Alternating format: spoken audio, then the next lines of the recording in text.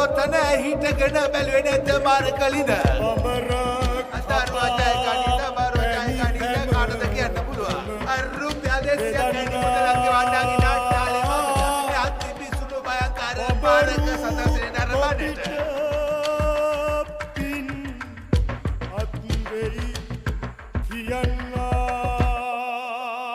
Hello. Oh. Oh.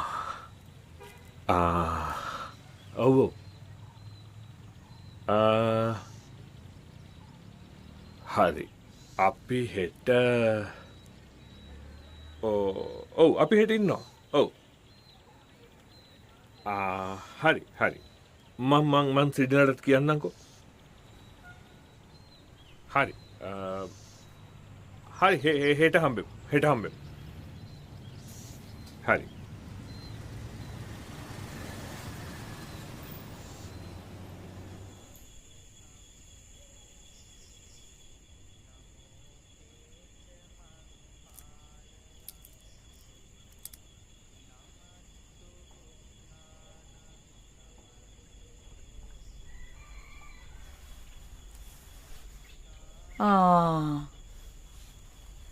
කොහෙද රංගනේ? ඔය රංගන වලින් තමයි ඉතින් අපි කාලා බීලා ඉන්නේ.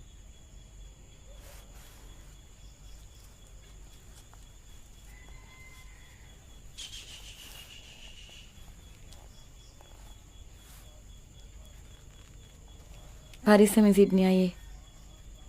මන් දන්නේ මොනවා කරන්න යනවද කියලා. මොනවා කරත් පරිස්සමෙන්.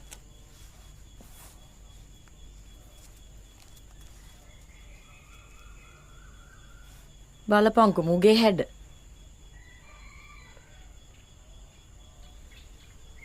හොරකමට යතත් ජැන්ඩියට ඇඳලා යන්නේ මගේ කොල්ලා. මොනවා කියනවද?